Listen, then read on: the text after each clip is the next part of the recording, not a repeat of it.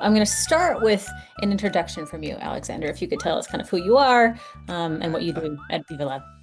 Okay, I'm a kindergarten teacher, but in the process of teaching, I found Fab Labs, and I found a book called Lifelong Kindergarten, and I fell in love with Fab Labs because I think they are kindergartens for everyone, for young people, for adults, for kids.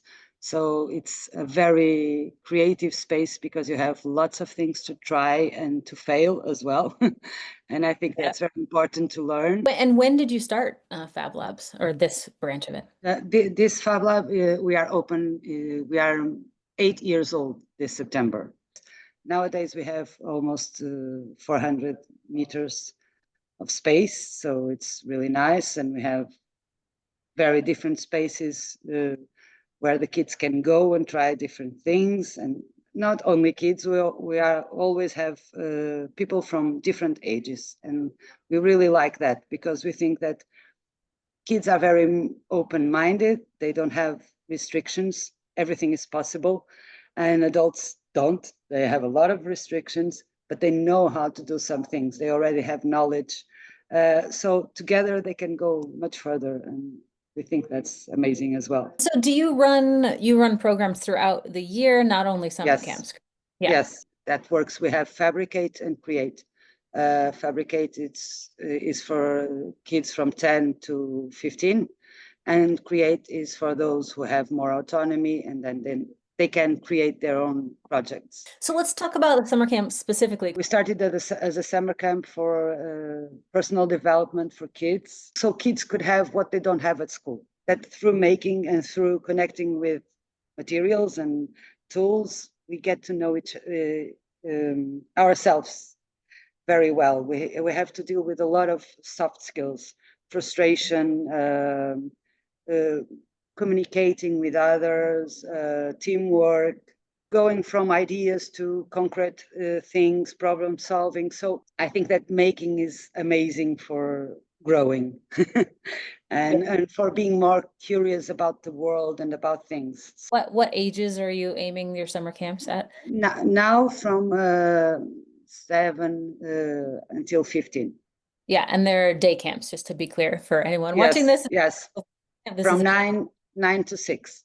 Tell me more about the campers. Where do they come from? What countries do you see a lot? You told me originally it's not all Portuguese children, so no. Sometimes it's confusing, but nice as well, because we have to speak a lot of we speak English, Portuguese, and a lot of gesture, yes, especially with kids. Yes. It's a nice mess.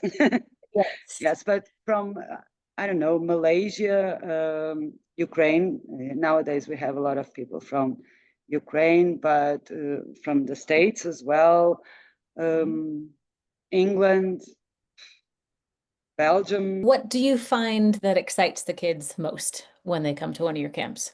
I think sometimes in the beginning they get a little bit frustrated, but it is our goal as well, because you have usually nowadays everything is very digital. So, and especially around here, the kids are not used to make things.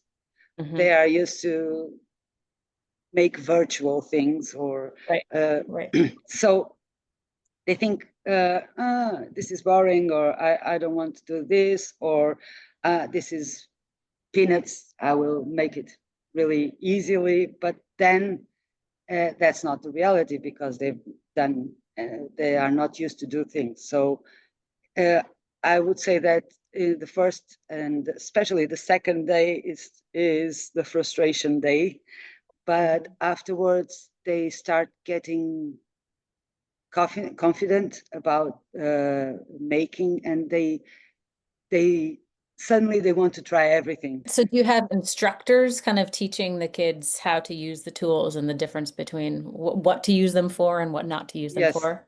Yes. Usually we have something closed, a closed activity So in the morning, Give us some examples of what types of things kids have maybe built or worked on. oh, crazy things. In the afternoons that came from them, I don't know. Once they built, we had a lot of leftovers outside of wood, and they started building a house, but real size. It was with windows, and then in the next day they wanted to put a door, and they made these giant puppets. Once they built a pirate boat with tables and cloths, and it depends. This was built in a summer camp. They wanted a PlayStation here. This is the textile area. This is our laser cutter. Okay. This is our welding station, our precious plastic station. Amazing. Thank you for the tour. What would you say to a parent who may be nervous about sending their child to a camp in a completely different country? I really love to spark the curiosity of kids. I think they really need it nowadays. So be sure that they will be safe and they would have fun, but especially they will learn a lot about themselves. There's a lot of people speaking English, so sometimes it's we don't find the word, and sometimes it's the other way around. We want to say something to a Portuguese, but because everything in the maker movement world is in English, we are looking for the word and we don't know it. So Right. it's Right. okay, the English, I think. Right. I am definitely looking at it for my own children for next summer. So Okay. maybe I'll see you next summer in person. Thank you so much. I really appreciate it. Thank you, Christy.